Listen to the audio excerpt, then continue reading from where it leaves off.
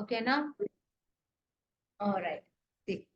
Data types are nothing but which type of data need to be store. అంటే దాని అర్థం ఏంటంటే ఇప్పుడు సపోజ్ గా జావా స్క్రిప్ట్ లో డేటా టైప్స్ ఉన్నాయా? జావా స్క్రిప్ట్ లో డేటా టైప్స్ ఉన్నాయా? ఉన్నాయా లేవా?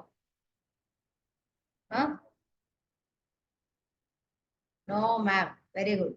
జావా స్క్రిప్ట్ లో డేటా టైప్స్ లేవు. జావా స్క్రిప్ట్ అంత స్ట్రిక్ట్ లాంగ్వేజ్ ఏం కాదు, కానీ జావా చాలా strict language.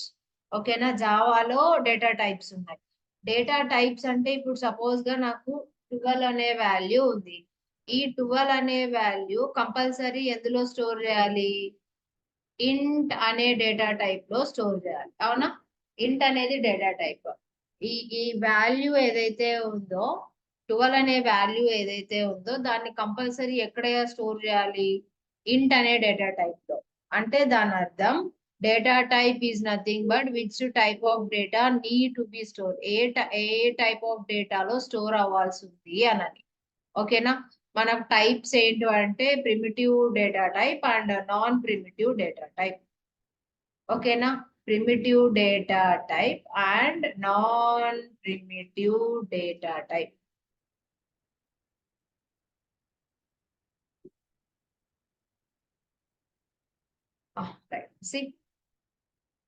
Primitive data type లో ప్రిమిటివ్ లో మన మొత్తం ప్రిమిటివ్ డేటా టైప్స్ వచ్చేసి 8. ఈ 8 కూడా pre defined data types and also these 8 are keywords. కాబట్టి keywords should be must and should lower case. అంటే దాని అర్థం ఏంటి? డేటా టైప్స్ కూడా లోయర్ కేస్ లోనే ఉండాలి. ఓకేనా? అది బాగా గుర్తుపెట్టుకోండి. మనకి ప్రిమిటివ్ డేటా టైప్స్ వచ్చేసి 8. ఈ 8 data types pre defined data types. Pre defined అంటే ఆల్రెడీ డిఫైన్ అయినాయి అని. ఓకేనా? రిజర్వ్డ్, ఆల్రెడీ డిఫైన్ అయినాయి. ఆ 8 డేటా టైప్స్ కూడా keywords. Keywords should B lower case కాబట్టి మన 8 డేటా టైప్స్ కూడా లోయర్ కేస్ లోనే ఉండాలి. ఓకేనా? Right. Next non primitive data types అంటే మన ఆల్ క్లాసెస్ ని నాన్ ప్రిమిటివ్ డేటా టైప్స్ అంటాం. నిన్న డెమో @ 1 2 3 అనే క్లాస్ చేసాం. ఈ డెమో @ 1 2 3 అనేది ఏంటి? Non primitive data type. మన క్లాసెస్ అన్నిటిని కూడా నాన్ ప్రిమిటివ్ డేటా టైప్స్ అంటాం. ఇక్కడ స్ట్రింగ్ ఎగ్జాంపుల్ నేను స్ట్రింగ్ అర్రేస్ అని రాసా. నేను నిన్న చెప్పా string is a predefined class, అందుకని ఎస్ ఈస్ క్యాపిటల్ అన్నది. ఓకేనా? All classes are one of, అది కూడా ఒక డేటా టైపే. అదే data type non primitive data. ఓకేనా? రైట్. నెక్స్ట్ చూడు. These 8 are our 8 primitive data types. రైటా? ఫస్ట్ దీస్ 4 అంటే బైట్, షార్ట్, ఇంట్, లాంగ్. ఈ 4 వచ్చేసి ఇంటీజర్ కి సంబంధించి. ఓకేనా? నెక్స్ట్ ఈ ఫ్లోట్, డబల్ వచ్చేసి డెసిమల్ కి సంబంధించి. ఈ 4 వచ్చి ఇంటీజర్స్. ఓకేనా? ఇవి వచ్చేసి డెసిమల్స్. క్యార్ వచ్చేసి క్యారెక్టర్. ఓకేనా? బూలియన్ వచ్చి ట్రూ ఆర్ ఫాల్స్.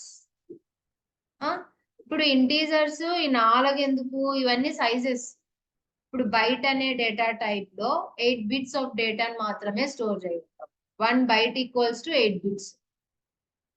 ఓకేనా? 8 బిట్స్ ఇన్ ద సెన్స్ ఇట్లా, ఇవి బిట్స్ అంటే తెలుసు కదా, ఇట్లా ఎంత వరకు స్టోర్ చేయగలుగుతాం. నెక్స్ట్ షార్ట్ అనే డేటా టైప్ లో 2 బైట్స్ ఆఫ్ డేటా టైప్, అంటే దాని అర్థం 16 బిట్స్. 16 బిట్స్ ఆఫ్ డేటా ఇందులో స్టోర్ అవుతుంది. నెక్స్ట్ ఇంట్ 4 bytes, that means 32 bits. Long కూడా 8 bytes, దాని అర్థం 64 బిట్స్. నెక్స్ట్ ఫ్లోట్ వచ్చేసి 4, డబల్ వచ్చేసి 8. ఓకేనా? Character 16 bits, Boolean 1 బిట్టే. ఎందుకు 1 బిట్టే చెప్పండి? ఇప్పుడు ట్రూ అనే వర్డ్ ఇంత పెద్ద ఉంది, 1 బిట్ లో సరిపోతుంది ఇది? ట్రూ అంటే 4 లెటర్స్ ఉన్నాయి కదా, 4 లెటర్స్ 1 బిట్ లో ఎట్లా సరిపోతుంది?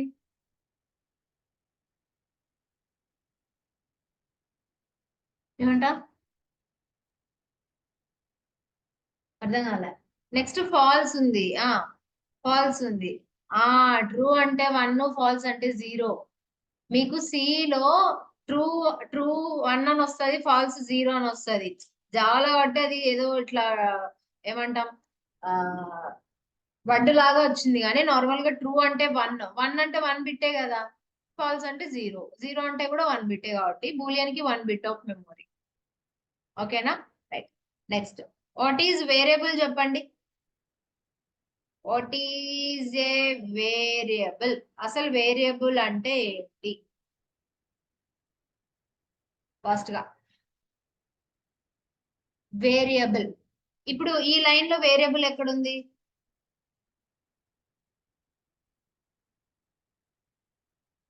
ఇంటి variable. B is the variable. ఈ వేరియబుల్ ఇక్కడ ఏం చేసింది? ఏం స్టోర్ చేసుకుంది? 12 అనే వాల్యూని స్టోర్ చేసుకుంది. అంటే దాని అర్థం ఏంటి? వేరియబుల్ అంటే ఏంటి?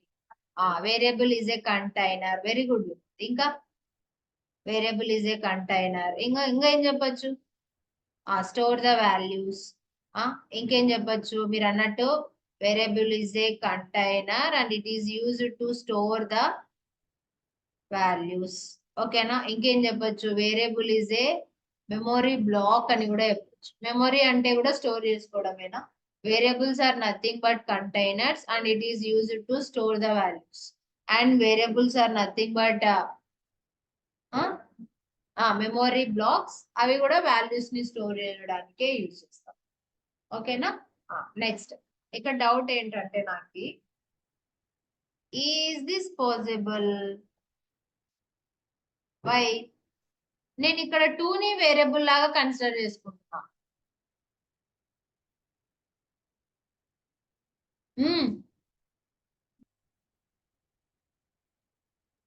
ఇక్కడ నేను 2 ని వేరియబుల్ లాగా కన్సిడర్ చేసుకున్నా. 2 ఈజ్ ఏ వాల్యూ. ఓకే, అది కుదరదా?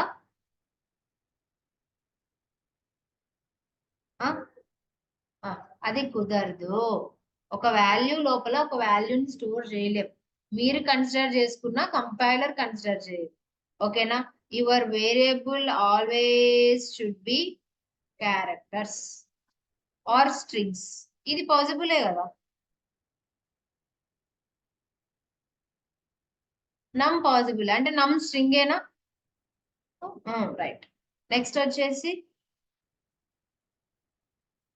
ఇది num1. ఓకేనా? రైట్. నెక్స్ట్ ఇది 21a.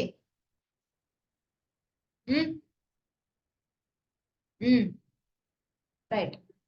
హియర్ సేమ్ మన క్లాస్ కి ఏ రూల్స్ ఫాలో అయ్యామో అవే రూల్సే. మన వేరియబుల్ అనేది నెంబర్స్ తో స్టార్ట్ అవ్వకూడదు, ఆల్ఫాబెట్స్ తోనే స్టార్ట్ అవ్వాలి, నెంబర్స్ తో ఎండ్ అవ్వచ్చు. ఓకేనా? నెక్స్ట్ మీరు కీవర్డ్స్ కూడా యూజ్ చేయడానికి ఇక్కడ పాసిబిలిటీ లేదు. కీవర్డ్స్ అంటే ఇప్పుడు ఇఫ్ తీసుకోవచ్చాడా? తీసుకోకూడదు. వేరియబుల్స్ అనేవి ఇఫ్ ఉండకూడదు. నెక్స్ట్ ఇంకో డౌట్ ఏంటంటే, అది కోడ్ లో చూద్దాం.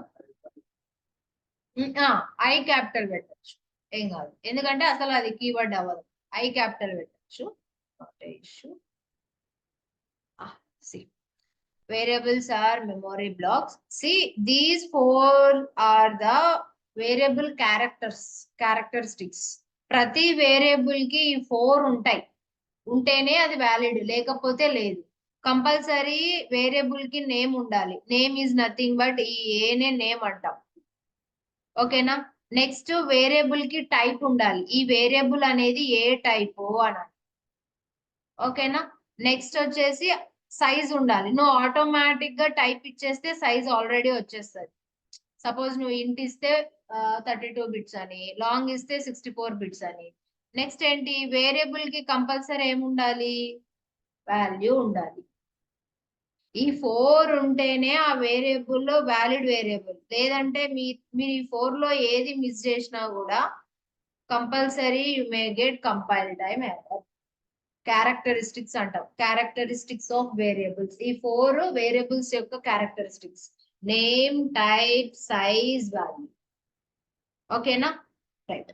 నెక్స్ట్ చూడు, ఈ 3 స్టెప్స్ కంపల్సరీ. ఈ 4 యూజ్ చేసి ఈ 3 స్టెప్స్ డిక్లరేషన్, ఇనిషియలైజేషన్, యూటిలైజేషన్. ఓకేనా? కోడ్ చూద్దామా? ఆ 3 స్టెప్స్ యూజ్ చేసి కోడ్ చూద్దాం.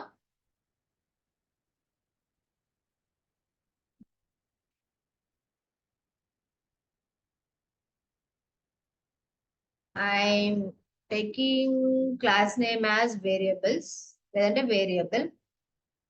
ఓకేనా?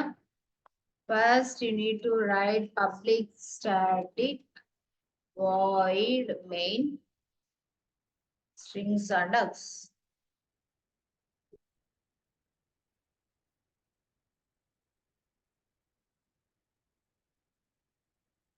ఓకేనా? సపోజ్ ఇంట్ అనే డేటా టైప్ తీసుకుంటాం. ఇంట్ ఐ దీన్ని ఏమంటాం? డిక్లరేషన్ అంటాం. ఎందుకంటే నాకు ఒక వేరియబుల్ కావాలి అని డిక్లేర్ చేసినాం అంతే. నెక్స్ట్ వచ్చేసి ఇంట్ ఐ ఈక్వల్స్ టు 12. ఇప్పుడు ఇదేమైతుంది? ఇనిషియలైజేషన్ అవుతుంది. ఓకేనా? యూటిలైజేషన్ అంటే ఏంటి? దాన్ని ఏదో ఒకలాగా యూజ్ చేయడం, దానికి ఏదన్నా ప్రింట్ చేయడము, సంథింగ్ వాల్యూ యాడ్ చేయడము, అదంతా చేయడాన్ని ఏమవుతుంది? యూటిలైజేషన్ అవుతుంది. ఈ 3 స్టెప్స్ చాలా ఇంపార్టెంట్. మీరు యూటిలైజ్ చేయాలి అంటే డిక్లరేషన్, ఇనిషియలైజేషన్ ఇంపార్టెంట్. ఇనిషియలైజ్ చేయాలి అంటే డిక్లరేషన్ ఇంపార్టెంట్. బాగా గుర్తుపెట్టుకోండి. ఈ మూడిట్లో ఏది మిస్ అయినా ఏది పాసిబుల్ అవ్వదు. మీరు డిక్లేర్ చేయడం మర్చిపోయి యూటిలైజ్ చేయాలన్నా ఇంపాసిబుల్. ఇనిషియలైజ్ చేయడం మర్చిపోయి యూటిలైజ్ చేయాలన్నా ఇంపాసిబుల్. ఈ 3 steps compulsory: declaration, initialization, utilization. చూద్దామా? దీన్ని సేవ్ చేసి చూద్దాం. కంట్రోల్-S, లేదంటే నేను ఇక్కడ క్లిక్ చేసేది మీకు అర్థం అవ్వదు కదా. Right, save. సపోజ్ ఎక్కడుంది అది మంది? D full stack Java. ఓకేనా? ఇక్కడ వచ్చేసి ఏమని టైప్ చేద్దాం? సపోజ్ గా వేరియబుల్ అనుకోండి, variable dot Java. Enter. Same go to file, open. ఓకేనా? సేమ్ అదే రిపీట్ చేయండి. Full stack Pawan observe Java. ఇక్కడ క్లిక్ ఇచ్చి సిఎండి ఎంటర్. ఓకేనా? Java C variable dot Java, no errors, Java variable. ఓకేనా? నాకు ఐ ఈక్వల్స్ టు 12 అని ప్రింట్ అవ్వాలి. ఎట్లా ప్రింట్ అవుతుంది? I equals to 12.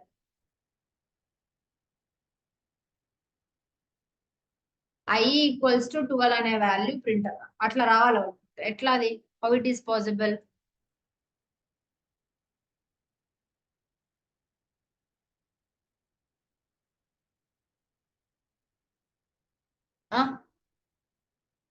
Right, very good Dhanunjay. I equals to 12 అంటే ఐ ఈక్వల్స్ టు అనేది స్ట్రింగ్ కదా. అంటే స్ట్రింగ్ అంటే అది మన కోడ్ లోనే లేదు అసలు. ఐ ఈక్వల్స్ టు అని రావాలి. మీరు సింగిల్ కోడ్స్ పెట్టకుండా ఎక్కడ ఐని ప్రింట్ చేసినా కూడా దాని వాల్యూనే ప్రింట్ అవుతుంది. ఓకేనా? అట్లా కాకుండా మనకు వాల్యూ ప్రింట్ అవ్వకూడదు, ఐ అనే ప్రింట్ అవ్వాలి. అప్పుడు మీరు ఏం చేసుకోవాలి? డబల్ కొటేషన్స్ లో తీసుకొని దాన్ని కన్కాట్ చేసుకోవాలి. అంటే దాని అర్థము ఈ స్ట్రింగ్ మొత్తం ఈ వాల్యూతో మెర్జ్ అవుతుంది. మధ్యలో ప్లస్, ఎందుకు? ఆ రెండు మెర్జ్ అవ్వడం. ఓకేనా? See the output. Java C variable dot Java, Java variable i equals to 12. ఓకేనా? నెక్స్ట్ చూడు. Is this possible? ఇక్కడ ఇక్కడ ఏమేమి ఉన్నాయి?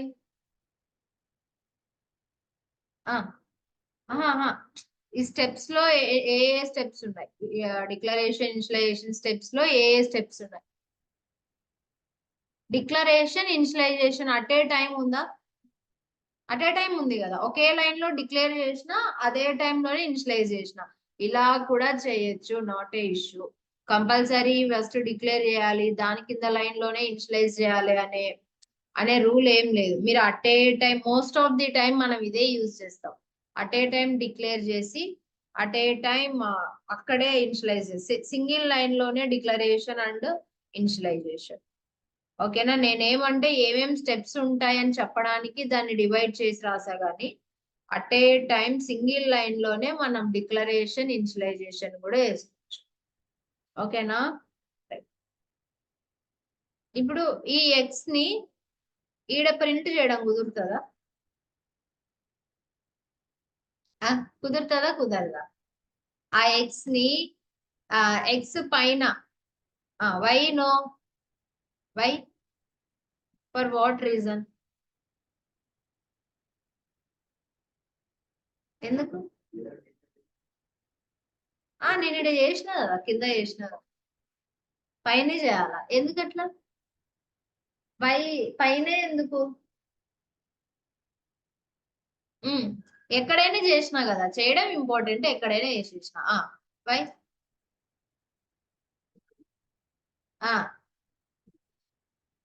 Very good. రీజన్ ఏంటంటే line by line execution.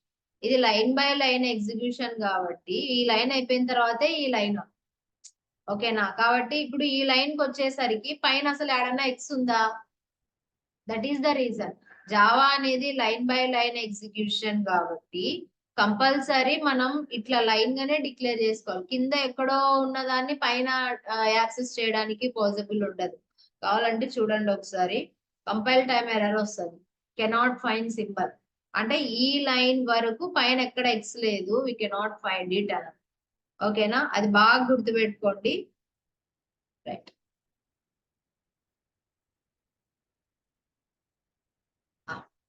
Next concept చూడు.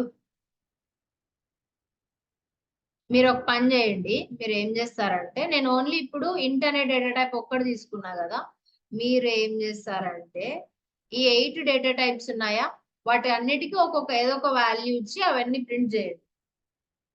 ఓకేనా. ఈ 8 డేటా టైప్స్ కి ఏదో ఒక వాల్యూ ఇచ్చి వాటిని అన్నిటిని ప్రింట్ చేయండి అంతే. 8 తీసుకోండి, 8 డేటా టైప్స్ కి ఏదో ఒక వాల్యూస్ ఇచ్చి వాటన్నిటిని ప్రింట్ చేయండి. ఓకేనా. Right. Next concept,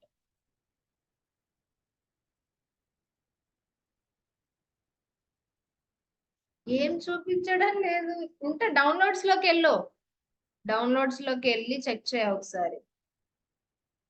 path setting చెప్తా, లాస్ట్ లో చెప్తా.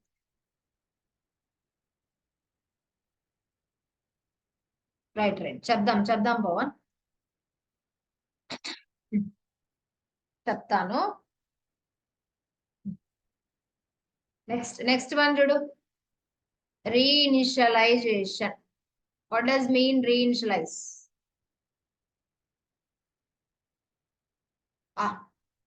What does mean reinitialization? Float. ఎందుకు ఫ్లోట్ అడుగుతున్నావు?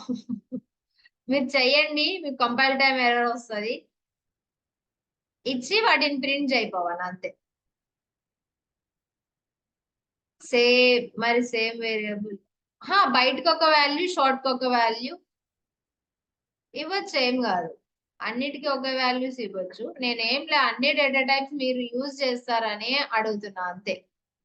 ఓకేనా. అన్ని డేటా టైప్స్ యూజ్ చేస్తారని చెప్తున్నా అంతే. ఏం మ్యామ్,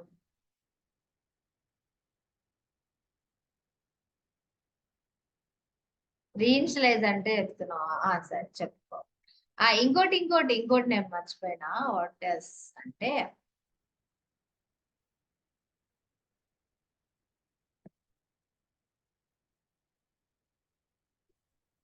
ఇది పాసిబుల్? ఇది రీఇనిషియలైజ్ కాదు, జనరల్ గా అడుగుతున్నాను. ఇంట్ ఎక్స్ ఈక్వల్స్ టు 50, ఎందుకు కాదు? రెండు వస్తాయా? పాసిబుల్ అయితే ఇప్పుడు ఎక్స్ అంటే 34 వస్తుందా, 50 వస్తుందా? Output compile time error? Override అవుతుంది మ్యామ్ 54. ఓహో రైట్, చూద్దామా. అవుట్పుట్ కంపైల్ టైం మీరు చెప్పిన ప్రకారంగా అయితే అవుట్పుట్ కంపైల్ టైం ఎర్రర్ కాదు, అవునా.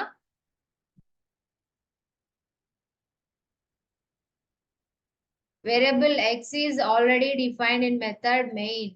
సి బాగా గుర్తుపెట్టుకోండి, సేమ్ వేరియబుల్ ని మల్టిపుల్ టైమ్స్ యూజ్ చేయడానికి పాసిబుల్ అవ్వదు. ఓకేనా, ఎక్స్ ఆల్రెడీ నేను డిక్లేర్ చేసుకున్నా, మళ్ళీ అదే ఎక్స్ ని డిక్లేర్ చేయడానికి పాసిబుల్ అవ్వదు. ఓకేనా, ఇది possible.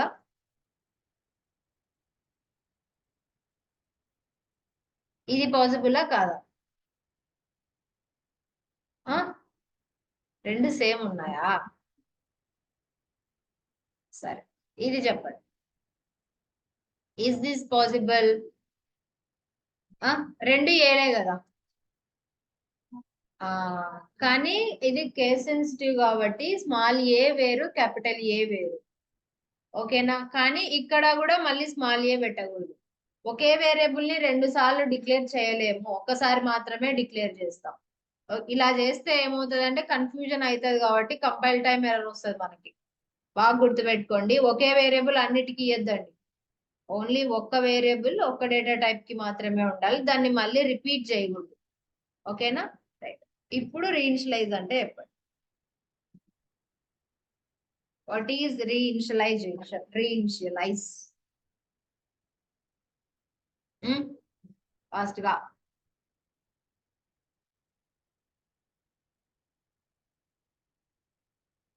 Suppose I'm writing byte y equals to 10. అంటే దాని అర్థం మెమరీ అలొకేషన్ లో y లో ఏం స్టోర్ అయి ఉంటది? 10 అని స్టోర్ అయి ఉంటది, అవునా. మళ్ళీ నేను next time y equals to 20 అని ఇచ్చా. ఇప్పుడు ఇప్పుడు ప్రింట్ y అంటే అవుట్పుట్ ఏంటి? 20. ప్రింట్ y అంటే అవుట్పుట్ ఏమొస్తుంది? 10 వస్తుందా, 20 వస్తుంది? ఇది డిక్లరేషన్ కాదు. డిక్లరేషన్ అంటే డిక్లేర్ చేసేటప్పుడు మాత్రమే డేటా టైప్ పెడతాం, అర్థమైందా. ఇది డిక్లరేషన్ కాదు, రీఇనిషియలైజేషన్. రీఇనిషియలైజేషన్ అంటే ఆల్రెడీ ఎగ్జిస్టింగ్ వేరియబుల్ కి వాల్యూ ఉన్నా కూడా ఇంకొక న్యూ వాల్యూని అసైన్ చేయడాన్ని రీఇనిషియలైజేషన్ అంటాం. ఓకేనా. ఇప్పుడు ప్రింట్ y అంటే what is the output? y 20, y not 10.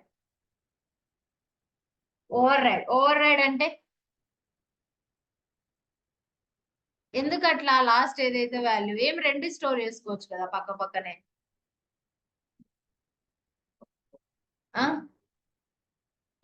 రెండు స్టోర్ చేయొచ్చు పక్కనే, 10, 20 అని. ఎందుకు అట్లా? అప్డేట్ చేసే ఇట్లా ఇట్లా స్టోర్ చేయొచ్చు కదా, 10, 20 అని స్టోర్ చేసుకోవచ్చు కదా. బయట మీ ప్రాబ్లం. సరే, బయట కాదు ఇది, ఇది బయట కాదు, ఇంటర్నల్. ఇప్పుడు ఓకేనా. వీళ్ళకు నరసింహ వాళ్ళకి బయట నచ్చట్లేదంట. అదే ఎందుకు ఫస్ట్ ఎందుకు తీసుకోదు? y10, y not 10, y20. Inheritance. అయ్యయ్యో, చాలా పెద్దగా వెళ్తున్నావు పవన్, కొంచెం ఇక్కడ రా. మేము ఇంకా ఇక్కడే ఉన్నాం, బేసిక్స్ లోనే ఉన్నాం. మీరు చెప్పిన ఆన్సర్ కరెక్టే, ఓవర్ రైట్. సిఎస్ఎస్ లో కూడా అంతే కదా. ఇప్పుడు సపోజ్ గా కలర్ రెడ్ అని తీసుకొని మళ్ళీ కలర్ గ్రీన్ అని తీసుకుంటే ఏది అప్లై అవుతుంది? గ్రీనే అప్లై అవుతుంది, రెడ్ ఇంకా రాదు.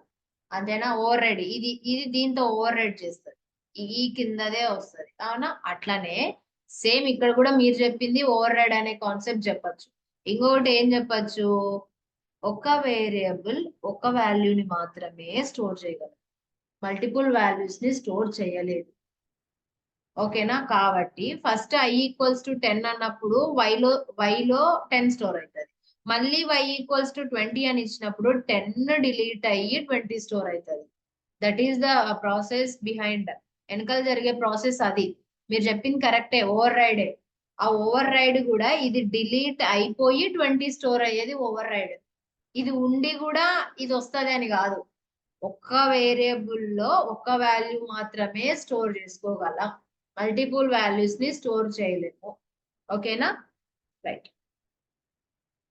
See, whenever a user or programmer have to change the existing value అంటే ఆల్రెడీ ఉన్న వాల్యూని మెమరీ బ్లాక్ లో చేంజ్ చేయాలి అంటే then user have to go for reinitialization. ఓకేనా? రైట్. ఇది ఒకసారి ఫోటో తీసుకోండి ఫాస్ట్ గా. నేను సెండ్ చేయను ఎందుకంటే నాకు గుర్తుండదు. నేను ఇప్పుడు ఈ ఫైల్ డిలీట్ కూడా చేయొచ్చు, చెప్పలేను. ఓకేనా? సో మీరే స్క్రీన్ షాట్ తీసుకోండి, నీట్గా ఉంటది. ఫాస్ట్ గా 1 సెకండ్ లో చేసేయాలి. ఎంతసేపు చేస్తారు ఇది? రైట్. నెక్స్ట్ చూడు, రీఇనిషియలైజ్ చేద్దాం.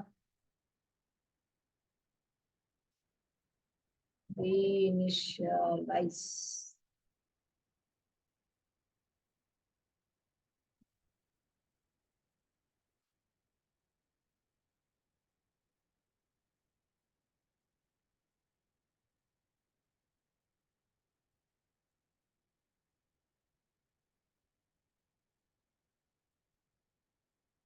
చెప్పండి, అవుట్పుట్ చెప్పండి. What is the output? Path goal ఎక్కువైంది నాకు. సరే, ఇది ఒక్కటి చూద్దాం. రైట్, ఈ కదా. నాకు డి కూడా ప్రింట్ అవ్వాలంటే ఏం చేయాలి నేను? నాకు ఈతో పాటు డి కూడా రావాలి. ఎట్లా? దీని కిందనే ప్రింట్ చేసుకోవాలా, అప్పుడు డి కూడా వస్తుంది.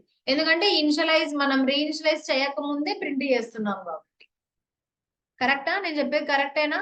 రీఇనిషియలైజ్ చేసినా కూడా ప్రీవియస్ వాల్యూ రావాలంటే ఏం చేయాలి? మీరు ఇనిషియలైజ్ చేయక ముందే ప్రింట్ చేసుకోవాలి, అప్పుడు మాత్రమే అది ప్రింట్ అవుతుంది, లేదంటే ప్రింట్ అవ్వదు.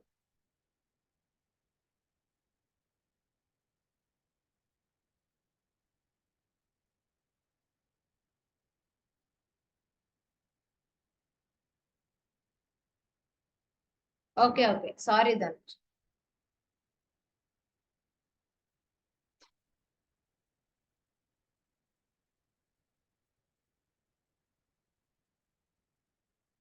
Java reinitialize. ఓకేనా? C equals to D, C equals to E. Right.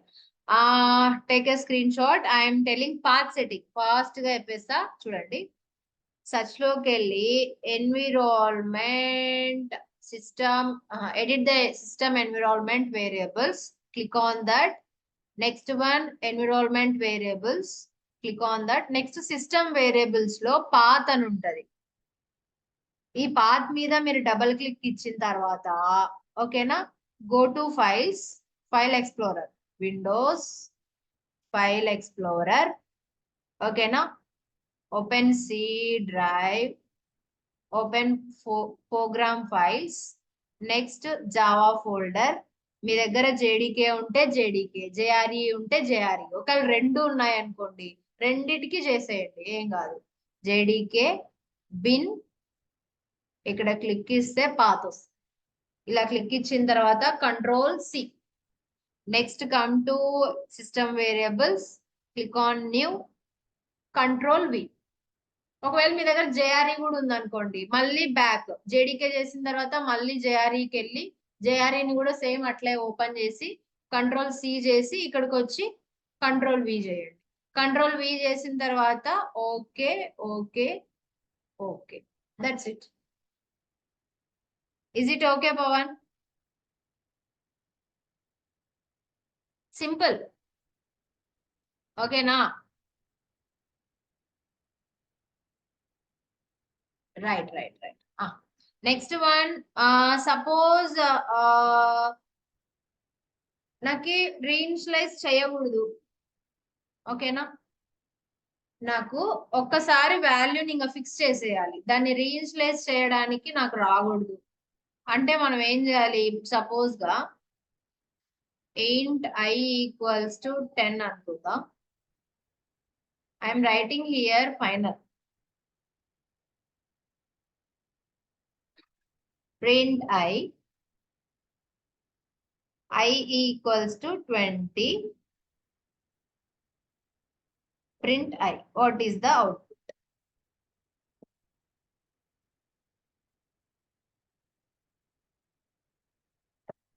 Fast గా జాయిన్ అవ్వండి, లేట్ చేయొద్దండి.